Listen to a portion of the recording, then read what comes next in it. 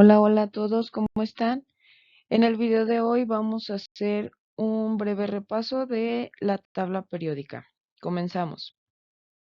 Muy bien, la tabla periódica entonces es una representación del orden de los elementos.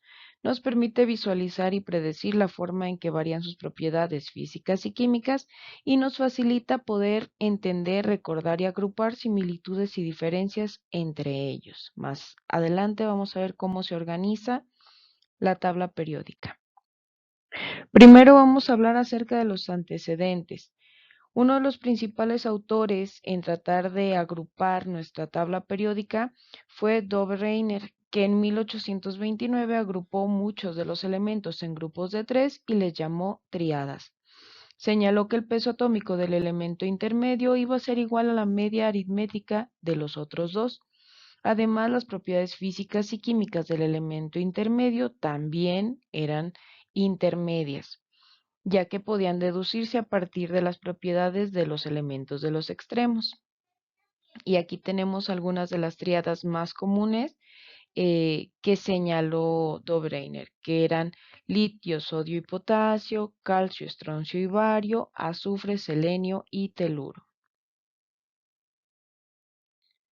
Como parte de los antecedentes también tenemos a Newlands, quien en 1866 colocó los elementos en orden creciente de acuerdo con sus pesos atómicos y encontró que a cada 8 elementos en la serie se repetían propiedades físicas y químicas y llamó a esto la ley de las octavas. Y como vemos, el litio, el sodio y el potasio se encuentran en un mismo grupo. Eso quiere decir que coinciden sus propiedades físicas y químicas.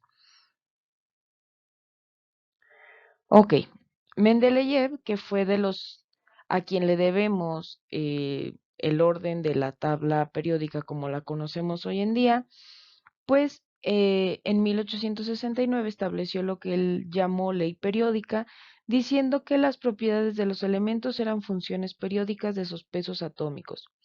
La gran hazaña de Mendeleev fue que al organizar los elementos que se conocían en ese momento, dejó espacios vacíos para los elementos que se descubrirían posteriormente. Dijo que en esos espacios deberían de haber elementos con ciertas propiedades y que por lo tanto, como no se habían descubierto, iba a dejar esos espacios vacíos acomodando los demás de acuerdo a las valencias. También Henry Moseley en 1912, que fue posterior a Mendeleev, demostró que la tabla periódica debe ordenarse de acuerdo al número atómico, eso de acuerdo al estudio que hizo con rayos X. Muy bien, ahora vamos a ver cómo es la estructura actual de la tabla periódica. La tabla periódica se divide en grupos y periodos. Los grupos van a ser conjuntos de elementos dispuestos en líneas verticales que tienen configuración electrónica externa semejante. Hay 8 grupos divididos en dos grandes subgrupos, el subgrupo A y el subgrupo B. Los grupos también son conocidos tradicionalmente como familia debido a las similitudes en sus propiedades químicas que presentan los integrantes. Los periodos o series son conjuntos de elementos dispuestos en líneas horizontales y se tienen 7 periodos, donde cada uno comienza con un metal activo y termina con un gas noble haciendo el recorrido de izquierda a derecha. Los periodos corresponden a los niveles energéticos que van a tener los elementos que estén ahí. Y aquí tenemos a grandes rasgos cómo están organizados los grupos y dos de los periodos de la tabla periódica. Esta primer familia o grupo se llama metales alcalinos, luego los alcalino-térreos, toda esta parte en medio son los metales pesados o de transición y es el subgrupo B. Esta familia también se le conoce como familia del boro, la familia del carbono, familia del nitrógeno, familia del oxígeno, familia de los halógenos y los gases nobles. Todos estos 6 grupos, como los primeros dos, se les llama también elementos representativos porque son el orden del subgrupo A. Y acá tenemos las dos series que se ponen aparte, que sería la serie de los lantánidos y de los actínidos. Estas dos series también se les conoce como elementos de transición interna o elementos de tierras raras. Ahora, la tabla periódica también se divide en 4 bloques, el bloque S, P, D y F, esto de acuerdo al en dónde se encuentran los últimos electrones de los átomos que pertenecen a este grupo. Eso quiere decir que en el bloque S estarán aquellos elementos que el último electrón se encuentre en un orbital tipo S. En el bloque P estarán los elementos que su último electrón esté en un orbital P. El bloque D serán aquellos elementos en donde su último electrón se encuentre en un orbital tipo D, y en el bloque F estarán los elementos que su último electrón esté en un orbital tipo F. Todo esto de acuerdo a la configuración electrónica, que lo veremos más adelante en otro video. La tabla periódica a su vez también se divide en metales, no metales y metaloides o semimetales. Y aquí tenemos cómo se agrupan cada uno de ellos. Todos los que están en azul serán los metales, los que están en verde serán los metaloides o semimetales, y los que están en amarillo, junto con el hidrógeno acá de este lado, serán los no metales. Aquí tenemos algunas características de cada uno de esos grupos.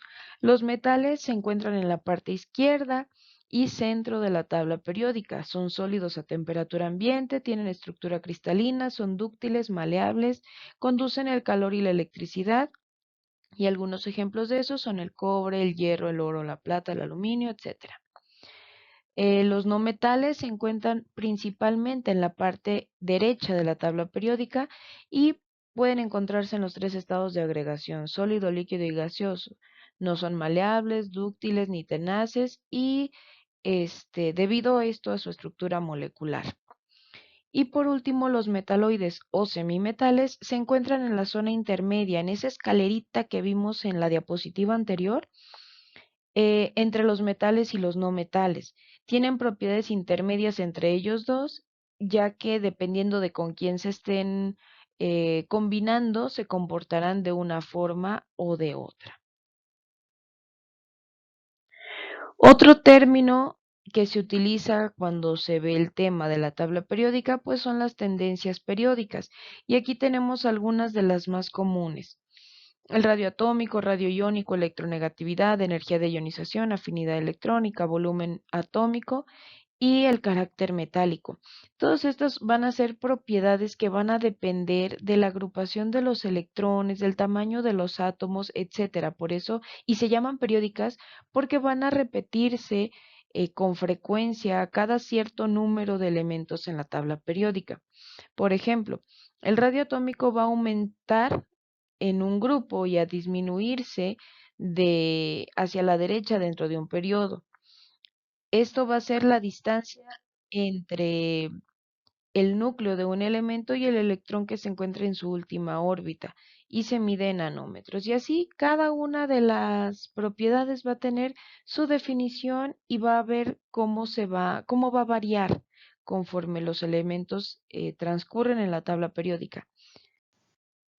Y en esta diapositiva tenemos cómo varían estas propiedades de acuerdo a cómo van cambiando los elementos en la tabla periódica. Por ejemplo, el radio atómico vemos que aumenta de derecha a izquierda y de arriba hacia abajo en un grupo. Aquí vemos cómo aumenta el carácter no metálico y cómo aumenta el carácter metálico, siendo el elemento con mayor carácter metálico el francio, que tenemos en esta casilla. La energía de ionización, por ejemplo, vemos que aumenta de izquierda a derecha y de abajo hacia arriba. Asimismo, la afinidad electrónica, ¿verdad? Entonces, esta es una pequeña imagen que nos va a ayudar a ver cómo varían estas tendencias periódicas. Muy bien, sin más por el momento, esto fue todo por el video de hoy. Nos vemos en un próximo video para explicar alguno de los otros temas que veremos relacionado con la configuración electrónica, diagramas energéticos, etcétera. No se lo pierdan. Nos vemos.